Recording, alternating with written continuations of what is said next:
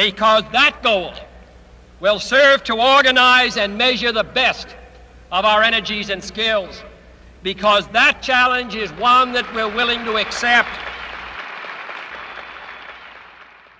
Hallo zusammen und herzlich willkommen zur ersten Folge hier im Kennedy Space Center. Heute möchte ich mal mit den ersten Baumaßnahmen hier beginnen, und zwar mit der NASA Calibration Facility. Das ist noch ein bisschen außerhalb des Zentrums, aber wie ich finde, ein würdiger Anfang für unsere Serie. Zu den Folgen dieser Serie, der Plan bis jetzt ist, am Anfang ein Timelapse der Bauarbeiten zu zeigen und danach im Cinematic anzuschauen, was wir denn gestaltet haben. Um den Timelapse zu überspringen und direkt zu den Cinematic-Aufnahmen zu kommen, könnt ihr entweder auf den Link unter der Beschreibung klicken, oder wenn das nicht funktioniert, könnt ihr auch einfach zur Minute 6:40 springen. Jetzt aber erst der Timelapse, und wie ich schon gesagt habe, starten wir heute ein bisschen außerhalb des Mittelpunkts. Den Mittelpunkt würde ich als Vehicle Assembly Hall festlegen. Die Vehicle Assembly Hall ist das große weiße Gebäude, in dem die Raketen zusammengesetzt werden. Hier rausgegangen bin ich jetzt primär mal, weil ich ein Haus gesucht habe, das noch relativ quadratisch ist und wo wir uns leichter tun, das Ganze nachzustellen, weil es in der ersten Folge jetzt natürlich primär mal darum geht, die richtigen Skalierungen auf die Reihe zu kriegen, und dazu gehört eben ein Stück weit, dass wir ein Gebäude brauchen, das möglichst leicht mit Google Maps nachzustellen ist und wir so verhindern können, dass wir schon gleich mit der falschen Skalierung in das komplette Projekt starten. Kurz noch zu dem Gebäude an sich. In der Realität ist das Gebäude, wie gesagt, die NASA Calibration Facility.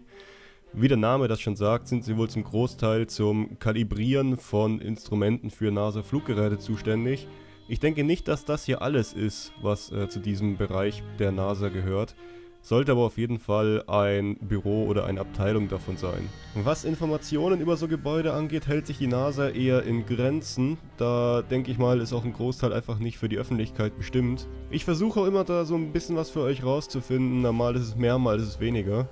Zum Bau des Gebäudes, ich habe jetzt zum ersten Mal auch diesen Procedural Objects Mod probiert. Damit kann man Objekte in ihrer Größe skalieren und man kann einzelne Segmente des Gebäudes verschieben oder drehen. Ich glaube, das seht ihr hier ein paar Mal im Video schon. Der Mod ist immer dann im Einsatz, wenn hier so komische Pluszeichen auf den Objekten angezeigt werden. Das funktioniert witzigerweise tatsächlich mit allen Objekten. Also egal, ob man jetzt ein Haus platziert oder ein Zaun oder eine einfache Platte. Den Mod kann ich eigentlich allen nur empfehlen. Ich denke nur, dass das von der PC-Leistung her ein bisschen gedeckt sein sollte, nachdem es alles danach als Prop gilt und auch auf die Distanz einstellbar ist. Also sollte man mit Vorsicht genießen. Ist aber auf jeden Fall ein sehr guter Weg, um so realistische Nachbauten zu erstellen, wie ihr das hier jetzt ja gerade seht. Und gerade am Ende werdet ihr auch sehen, dass es wirklich ein gutes Ergebnis geworden ist eigentlich. Man sagt ja sonst eigentlich immer, Eigenlob stinkt ganz gewaltig. Ich habe es in dem Fall allerdings wirklich auch mit Bildern aus der Realität abgeglichen gehabt, und es trifft sich wirklich gut. Ich werde das auch mal bei Facebook posten mit so Vergleichsbildern, dann könnt ihr euch das auch selber ansehen. Vielleicht schaffe ich es ja schon im Cinematic-Teil, einen kleinen Vergleich anzubringen. Hier haben wir jetzt auf jeden Fall eine ganze Menge an Assets und Props verwendet. Das ist auch der Plan weiterhin in dieser Serie. Das Ganze soll wirklich realistisch aussehen, das ist jedenfalls mein Plan. Müssen wir mal gucken, wie wir den jetzt genau erreichen. Dann könnt ihr mir natürlich immer gerne unten in die Kommentare reinschreiben, wenn mir irgendwas nicht so passt oder wenn man irgendwas anders machen könnte. Und ich hatte es ja schon im Intro-Video erwähnt, dass City Skylines da jetzt dieses Raketen-DLC rausgebracht hat. Von dem her hoffe ich mir auch ein bisschen, dass die Community angeregt wurde, was meinen Informationen nach jedenfalls auch tatsächlich passiert ist. Und dass vielleicht ein paar Menschen Props und Assets dafür erstellen, zum Beispiel die Launchpads und sowas und Raketen und ähnliches. Da wurden sogar schon welche gebaut, und zwar einmal eine Soyuz und eine Saturn V. Und das Beste daran ist, beide sind auch startbar. Das heißt, wir könnten unter Umständen sogar irgendwann mal eine Rakete von unserem Launchpad hier starten, was natürlich das Finale von dem Ganzen hier wäre. Aber genug der Träume, das Ganze wird noch eine ganze Weile dauern, bis wir hier mal so weit kommen. Wie genau wir uns jetzt auch durch das Kennedy Space Center arbeiten, weiß ich noch nicht so genau. Mit der nächsten Folge werden wir auf jeden Fall mal ein Grundstück weiter nach links rutschen, zu diesem Transportunternehmen, was da steht, oder diese Transporteinheit. Und dann müssen wir auch mal gucken, was die Props- und Assets-Lage halt so hergibt. Und da springen wir vielleicht auch sogar schon in den Hauptteil, vielleicht sogar zur Vehicle Assembly Hall.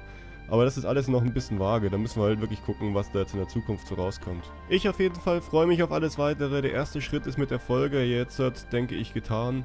Und sowohl ihr als auch ich haben jetzt mal so einen Ausblick, wie das Ganze vonstatten gehen wird. Wie gesagt, der Zeitraffer geht jetzt noch bis 6:40, dann startet die Cinematic-Aufnahmen und ihr könnt euch angucken, was draus geworden ist. Bis dahin erstmal noch viel Spaß mit dem Zeitraffer. Wenn euch das Video zusagt und ihr vielleicht ein bisschen mehr von mir sehen wollt, dann gebt dem Video auch bitte eine entsprechende Bewertung. Abonniert den Kanal, ansonsten schreibt mir in die Kommentare eure Fragen und Kommentare. Richtig cool wäre es, wenn ihr mir noch bei der Verbreitung dieses Videos helfen könntet. An dieser Stelle noch viel Spaß mit dem Rest, vielen Dank fürs Zusehen, eine schöne Zeit und bis zum nächsten Mal.